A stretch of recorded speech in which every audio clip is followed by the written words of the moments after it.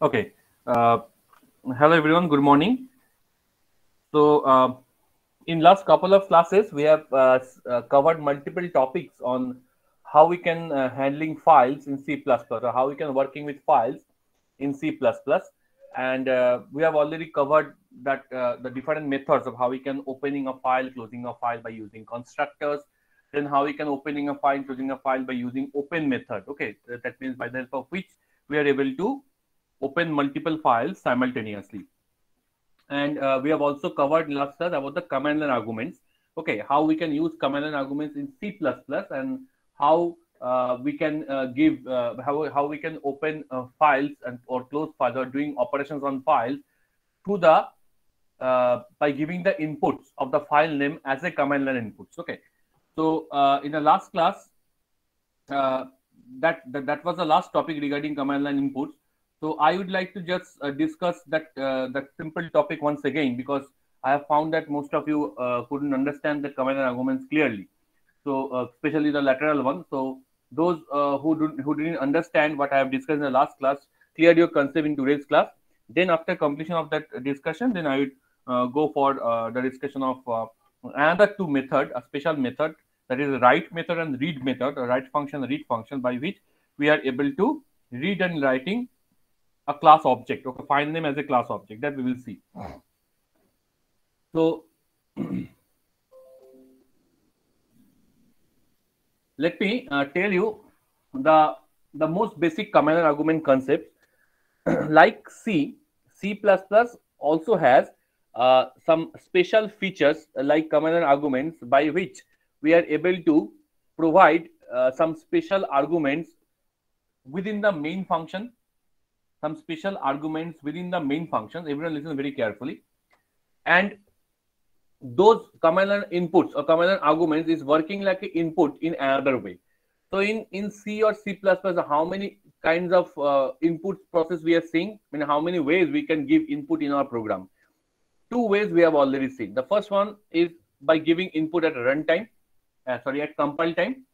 So at compile time, how we can give input? At compile time, we can give input by using a assignment operator following by a value. Okay. So before the compilation of the program, this input takes place. Okay. This input has been considered by the compiler. Okay. That's why it is called compile time input. Another kind of input is a runtime input. In C++, how we can give runtime input? By using cin object and the insertion operator. With the help of it, we are able to give a runtime input.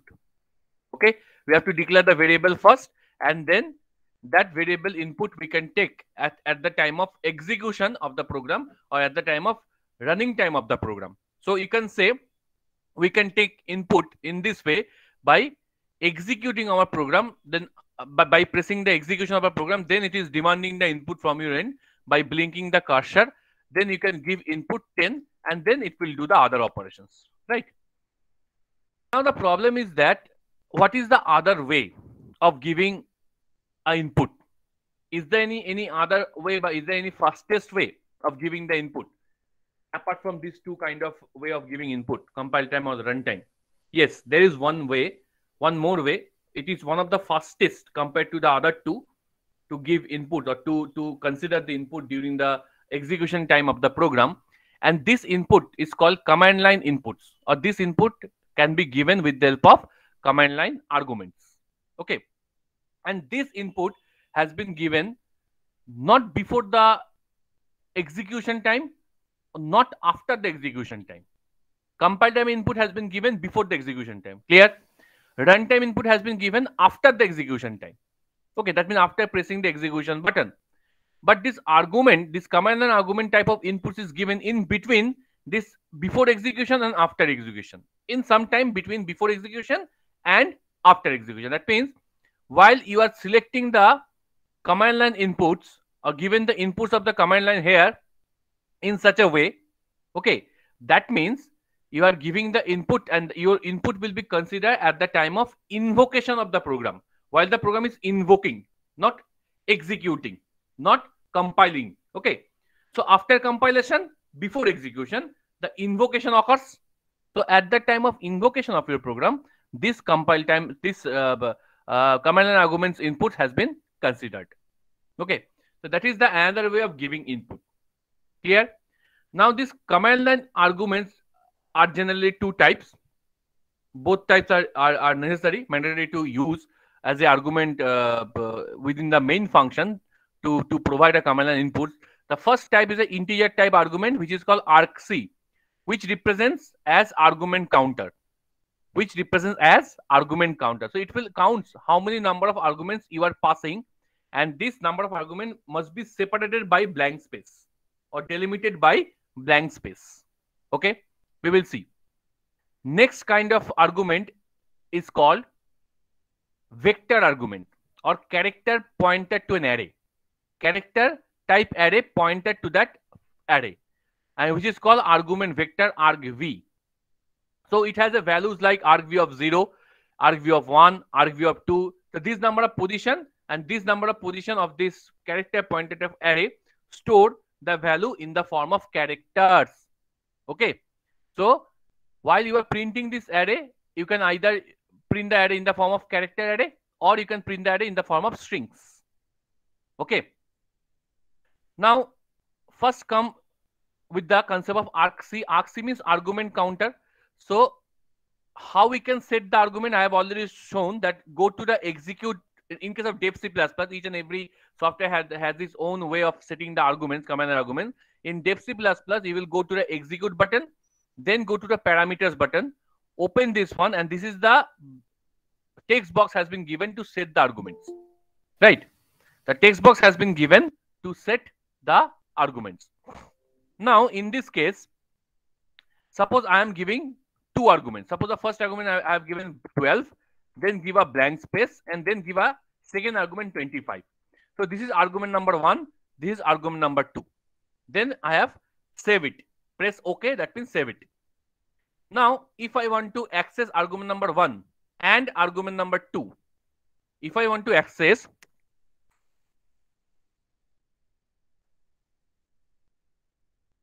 the argument number 1 and argument number 2, so then that we can access by the help of argument vector. But before accessing the values of the argument inputs, we want to print out the argument C type. That means argc. We want to print it, and we want to see what is the output it is showing. So let's check the output.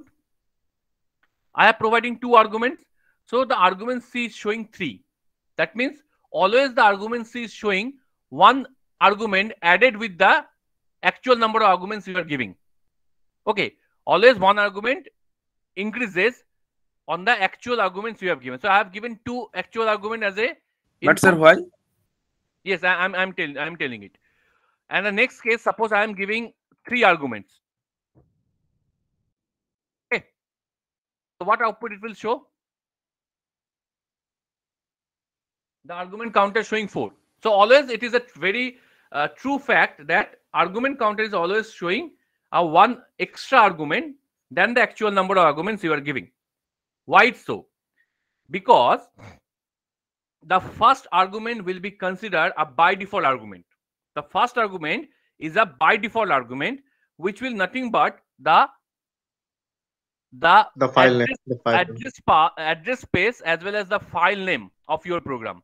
So what is the file name of this program? Basic command line.cpp. That file name I have given. So argument 0 will represent that file name. So we will first print. This will be clear. This conception will be clear when we are printing these things. See out. First, I am going to print argv of 0. Right? Argv of 0. So let's check it out. Argv of 0, what it will contain. Okay?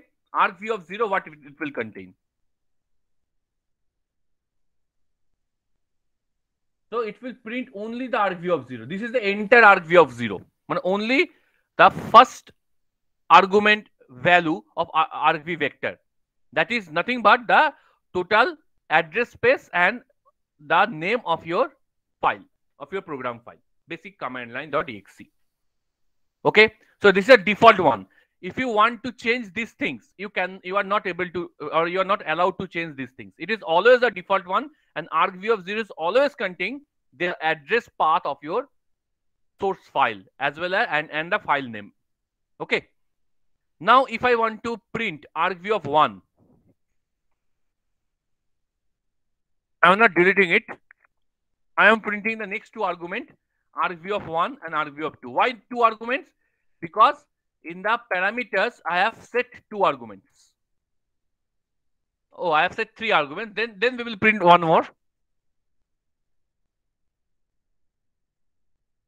Okay, this is the way. Now if we will print, we will run this one and check it out. Look, the first argument will show this one. This is the argv of 1, this is argv of 2, and this is argv of 3. So by default, this argument has been taken care by the compiler itself. So you are not allowed to change the definition of argv of 0, but you are allowed to change the value of the other argument vector positions, like starting from argv of 1 to argv of n, if I have n number of array. Now we can just comment that first one, because we are not going to use that first argument, 0th argument, and we can run a for loop.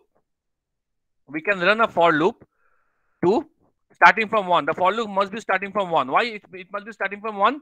Why it is not 0? Because if it is starting from 0, then it will count this argv of 0. So that we don't want. Okay, and this for loop will run up to argument of c and then I++. So I hope that you can understand what is the usage of argc. While I'm using for loop, then we have to give argc, because this is an improper way of writing the number of arguments. Because in the program, I can supply, suppose 100 command line arguments. I can supply it. So obviously 100 times I am not writing this statement. Okay, this is an inefficient way of writing the codes.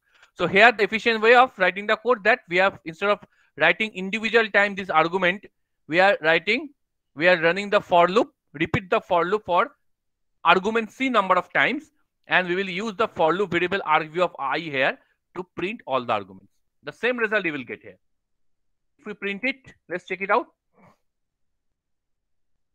Okay, first one I have skipped it. Okay, first one I have skipped it. I made it command line. That's why you couldn't see the name of the file and address file. Okay, these are the three arguments that you have seen. So any number of arguments. So argc means what? Argc is always give you the count.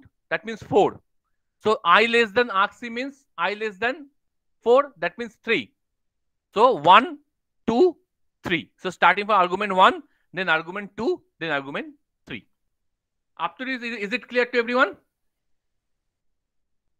Is it clear to everyone? Yes, sir. Okay. If now I am asking you to perform a factorial of a number, a very simple operation, all of you have already done it multiple times. The factorial of a number, or evaluate the factorial of a number, and that number you will have to supply as a command line input or command line argument. So the thing is that what I want to show you. So this is the logic of the factorial. I am not going to repeat the logic because I hope that all of you know the logic. Okay, this is the logic of a factorial. I think all of you agree with me. This is the logic of a factorial. Now, this is the number up to which this factorial loop will be repeated and your factorial result will be counted. Okay, A. Now, if I am supplying the first argument, suppose I want to calculate the factorial of the first argument only, that is argv of 1. Which one is argv of 1 in our program? 25. So suppose I am not going to calculate the factorial of such a big number. I want to calculate the factorial of 5. So I am going to supply the factorial or calculate the factorial of the first argument, argv of 1, that is 5. So int A, and we are storing the first argument here, argv of 1. Okay. So is it give a correct output? What do you say? If I am doing this thing, is it give a correct output? No, sir. Because argv is in character pointer type. Yes, because argv of 1 is generally returns a character array or a string by default. So obviously, if we are storing that number as a string type, that means that 5 will be stored into A, but that will be stored as a string type, not integer type or numeric type. Obviously, a string type numbers factorial cannot be evaluated. So that's why we have to convert this string type into a integer type, and for this we have to use the same function. Yes, that we have already used in our C programming. Okay, those who couldn't hear this attoi function, for them I am just repeating these things. This one, attoi function. Okay, atomic to integer conversion, and this function is a part of which header file? stdlib.h. So you have to must include this header file stdlib.h, and this header file is not this is a version of the C header file, that's why I have used .h. Okay, and if you are using the version of the C++ header file of stdlib, then that will be different. Okay, but I am using a C version of the header file, that is stdlib standard library.h, and this attoi function has been defined within this stdlib.h header file. So now we are performing the calculating the factorial for that number up to a, that is for 5, and we will see whether the output will be given correctly or not. So the factorial of the first argv of 0 is this one, is 120. So the correct result has been given by converting the default string type into its corresponding integer type. Is it clear to everyone? Anyone has any confusion? Any objection? Please remember it.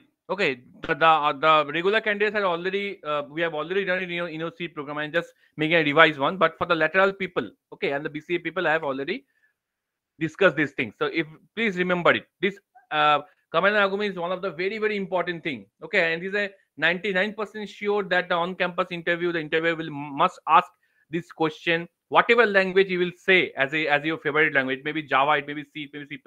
In all languages, command and argument plays vital role. Command and argument play its vital role because the argument inputs you have set it as a user before the program, but not in compile time. That means you don't need to enter into the program each and every time and change the input and save the file again. Okay, instead of that, there is a separate section of command and input given. In that section, you are just changing your inputs, whatever input you want to give. Now, in the last class, I have just merged these command and input concepts with the file handling concept in C++, nothing else. So what was the objective of the last program? The objective was very simple, that we have taken an integer array number along contains 9 elements, 1, 11, 22, 33, 44, 55, and so on. And we have to separate this number array into an odd type of elements, a set of odd number of elements and set of even number of elements, and that will be stored into an even text file or even blank file, and odd number of elements, set of odd number of elements will be stored or will be saved into a odd blank files. And at the end, we have to open the blank file, open those even file and odd files separately, and show the output at the console window or our output window. That is the overall objective of this program. But we have to supply the file names through command line input or command line arguments. That is the only tricky part of this program. That instead of supplying the file name directly at the compile time, which we have done for the previous program, that we have supplied the file name directly at the compile time. If you see, look, the file name directly I have supplied at the compile time. File name directly I have supplied at the compile time. But here, instead of directly supplying the file name at the compile time, we have supplied the file name only at the command line inputs, as a command line inputs, right? Clear? So here we are going to supply two files. Okay, two file name. The first file name I am supplying is odd, and the second file name I am supplying, suppose, even. So at the directory where your source code is saving, within the same directory, these two file name will be these two files will be created during the write operation, and the odd file will store only the odd values, odd numbers like 11, 33, 55, 77, 99, and the even files will store only the set of even numbers 22, 44, 66, 88. Okay, that we will check. Now the first thing that we have done here, that we have to first check whether the argument, whatever argument you are supplied, whether number of argument, total number of arguments is equivalent to 3 or not. If it is equivalent to 3, then it is okay. Your program is very correct. Your approach of the program is very correct. And if it is not equals to 3, that means your approach of the program is wrong. That means your input arguments are wrong. Why? Why it would be 3? Can anyone tell me why the argument counter should count 3? What are the values of those 3 arguments? Because name and the two odd and even. Yes, the Name first of the file and yes, two. the first one, argv of 0, should contain the name of the file or address as well as the address. Second argument, argv of 1 will contain the odd file name which I have already supplied, and argv of 2 will contain the even file name that I have already supplied. Total 3 arguments. So that's why this part is optional. So it is a good programming habit that you are going to check, because in real life problems or real life programs, whenever you will do, you will have to check all set of conditions of the customers. Okay, suppose you are testing your software based on the data of the customers. Okay, so you have to check the data of the customer. Suppose there must be a numeric data the customer will provide or supply in future. So you will have to check if customer supply mistakenly 0, then what your program will give output. If a customer supply mistakenly negative number, then what your program will give. If a customer supply a positive number, then what your program will give. And if a customer supply a very big positive number which is out of the range, then what your program will behave, or how your program will behave. So all these testing conditions you have to satisfy. So that's why all these conditions you have to embed it in terms of code inside your programming. So that is a good programming habit. So you may skip it for the time being, but it's a good programming habit to check all these things. Okay. Now the main programming will start from here. So what is our first job? Our first job is to create 2 files, even and odd, which whose name I have supplied through command and arguments. Okay, odd and even, and then write the odd numbers into odd file and even numbers inside the even file. That is a simple one. So to create odd file and even files separately, we have to perform the, we have to call the, or we have to create the object of the OFStream class, output file stream class, and this is a part of which header file, fstream header file, and these 2 objects I have created, fout1 and fout2. Why 2 objects? Because first object is applicable for the odd files, and second object is taking responsibility to open the even files. Very simple. So fout1 dot open will open the odd files. Why odd files? Because argv of 1 is containing the odd value, right? Here in the parameter I have provided first one, which value? Odd. So this odd value will be input into which argument? Argv of 1 within this location, and this even value will insert into which argument location? Argv of 2. So argv of 1 odd file will contain, this odd name will contain. So it will open that file in your directory, within the same directory where the source code has been saved or stored. And then this is very important. This is actually another checking. This is actually another checking, and with the help of this checking, we can tell that you can say during the file operations, okay, or during the operation, this open is also an operation of file. That means you are trying to open a file for the writing operation. So while you are opening a file, then there may be some error can be happen that the file could not open correctly. So in this case, error handling mechanism should be there, and this is an example of error handling mechanism during the file operations. In this way, we can handle errors during the file, but just using a fail method. Fail method is such a method. If the file is failed to open, then it will caught by this if loop. It will return some positive integers caught by the if loop. Okay, and then it will print the statement, okay, and the file name, and then exit from the program. So your program will not abruptly stop. These are error handling during file operations. I think it is clear. So this part is also optional.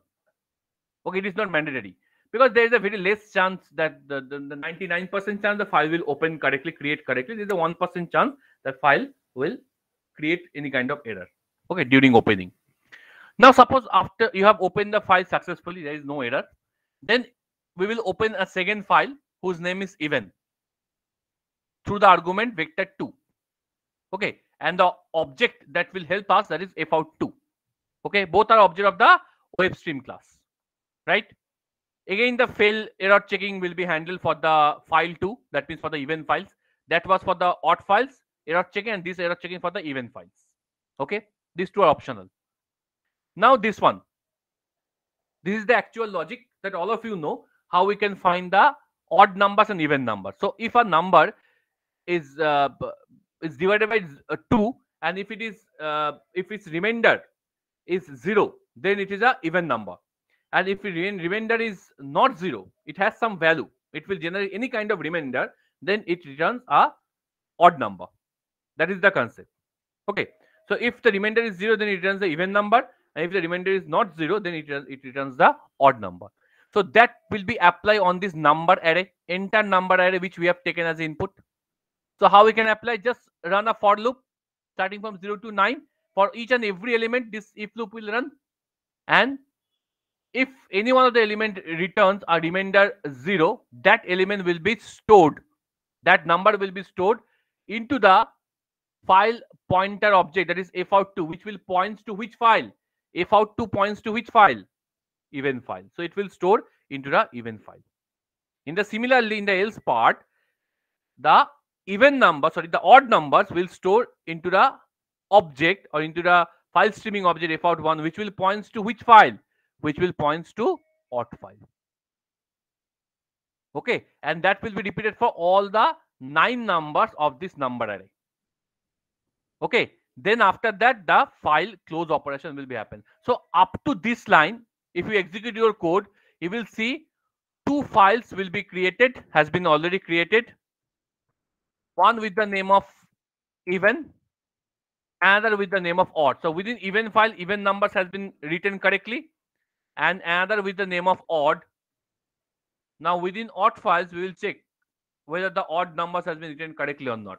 So odd number has been written or stored correctly. Okay, so up to this statement, up to this instruction of this program, these two things will happen: create 2 new files, even and odd, and storing the corresponding even numbers and odd numbers of this input array number of I into the 2 files respectively. And these lines are generally used for only reading a file. Whatever you have created and stored, whatever value you have stored within this even odd file, it will just open the file again and read and show the output into your output screen. That means into your monitor screen. Okay, so that's why you have to create an object fin under the ifstream class and run a for loop.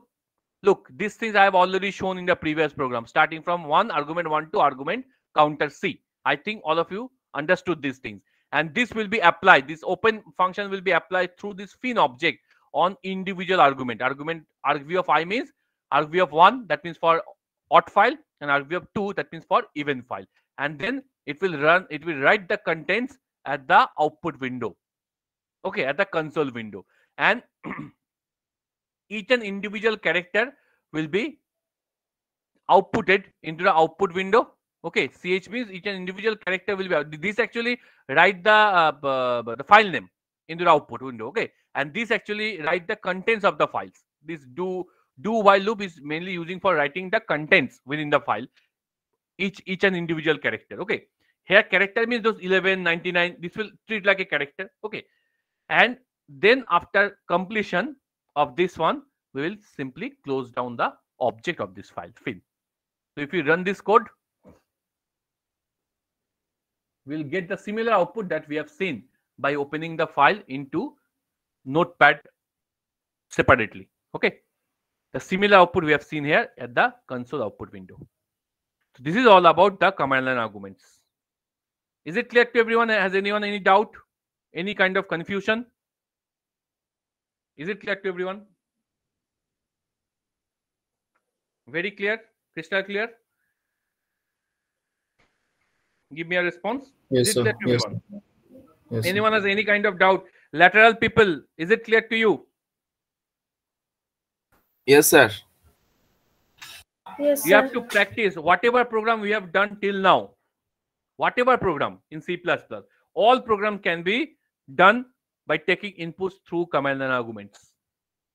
Okay, so how it is important, you can understood these things.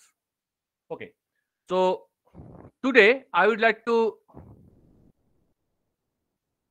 just discuss with you error handling during file operation. I have already told. Okay, there must be one topic in the book. You will find it out.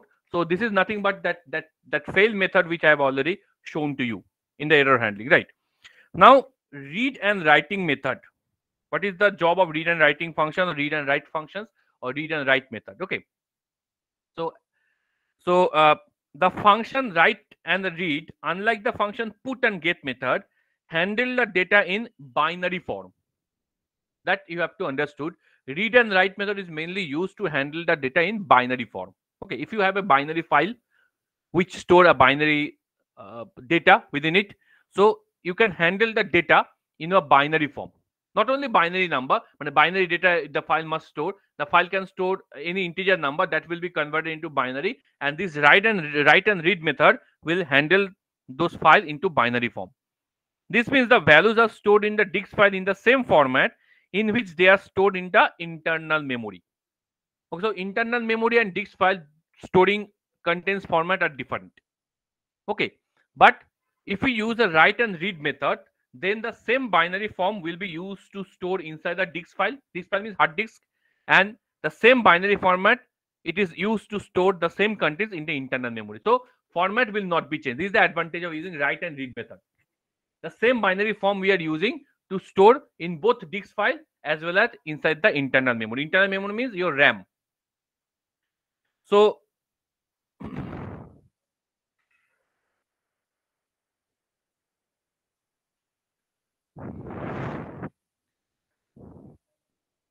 we can say that a binary format, how a binary format will be stored, as all of you know that suppose you are going to store 2 bytes number, so each byte contain 8 bits, 0 and 1 0 combination, and that is a binary format. That is a binary format. And what is the way, what is the programming syntax by which this binary the data will be read and write in this binary format? That we'll have to see in C++. That we'll have to follow in C++. Okay, so this is the way. This is the way of write method, and this is the way of read method. Try to understand this. Check out this two lines very carefully. This is the way of how we can save binary numbers within the write method, and this is the way of how we can save binary numbers or read binary numbers through the read method. Now, some of you are asking, sir, what is the advantage of storing the numbers in binary format? And why should we do that? There are some advantages. The binary format is more accurate for storing the numbers as they are stored in the exact internal representation, because the internal memory always stored the numbers in binary format. So if you store the same number in binary format at the external memory as well, then there should not be any mismatch. The same format you are using for internal memory as well as hard disk. And there are no conversion while saving the data, and therefore saving is much faster. So there is no need of conversion on saving the data. Okay, that conversion has been done by default at the back end. Internally, this conversion has been done. But whatever process the compiler will use to do the conversion, that will take some amount of time. So that time will be saved here. Okay, so that's why the binary format saving, reading, writing, all operations are much faster compared to your non-binary format reading, writing. Now it's your choice. If they will not mention in the question, it will not mention explicitly that you have to use write and read method to, or you have to use store, read and write the numbers only in binary format. If they will not mention such kind of statement explicitly, then you can use any other method to open read write file. Okay, or if they will mention explicitly, then you have to use only write and read method. But you have to know write and read method, because these are advantage of binary format storing or storage compared to normal number storage. Now let's check it out. What is the job of this? First we will discuss about the read. Okay, how it will happen, how it will work. So this read function is taking 2 arguments. Look, read a function, it taking 2 arguments separated by comma. Check out the argument very carefully. This is the first argument, this is the second argument. It takes 2 arguments, right? The first is the address of the variable height here. So here 2 variables I have taken. One is a float. Sorry, here 1 variable I have taken, that is height. which is nothing but an array of the 4 elements. Obviously, the numbers will be a float type. You have understood these things. Now, the first argument will be the address of this variable float, and the second is the length of that variable in bytes. I repeat again, the first argument is the address of the variable height, okay, and the second argument is the length of that variable in bytes. Bytes means 1001, so binary format, that's why it is dealing with bytes. So the address of the variable must be cast to a char pointer type. The address of the variable must be cast to a pointer to character type. This is a pointer to character type casting, this one. I think all of you understood this pointer to character type, how we can cast, because I have used this form several times in our program. Okay, cast the pointer to character types. Now the same logic is used here within the write function. There is no change between the read function arguments and the write function argument. Both are same. Only the function name has been changed and the object will be changed. Obviously, write function will be applied on which class object? OFStream class object. And the read function will be applied for which class object? IFStream class object. That is the only difference, that all of you know that. So let's check out the program first. We have taken the file name as a character pointer type whose name is binary. Okay. So that file will be created during the write operation, OFStream operation. So now I'm taking the height array of four variable numbers, which is a float type. Then I'm creating the out file stream object of the OFStream class, that is a part of this fstream header file. Now this stream object out file dot open. Okay, this open function I have used to supply the file name. Which one is the file name here? Binary. So you simply supply the file name, so it will open with the help of this out file streaming object, right? Now after opening, I am calling the write method to execute with all these arguments. Okay, with all these arguments.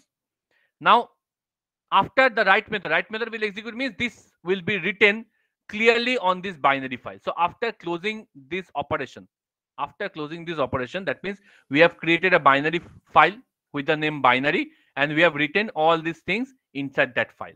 Let's check it out. Run this code and check it out whether it has been created or not. We will not check the output right now.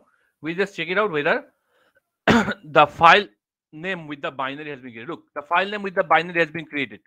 It is showing in front of you. Now let's check out the content, whether it will hold all the contents of that array or not. Okay, the float type content or not. Somehow it made a mistake. Sorry, it's a binary form. So binary form, it will not show you the content in a normal number. Okay, you are not getting the content in a normal number form. That you have to make sure.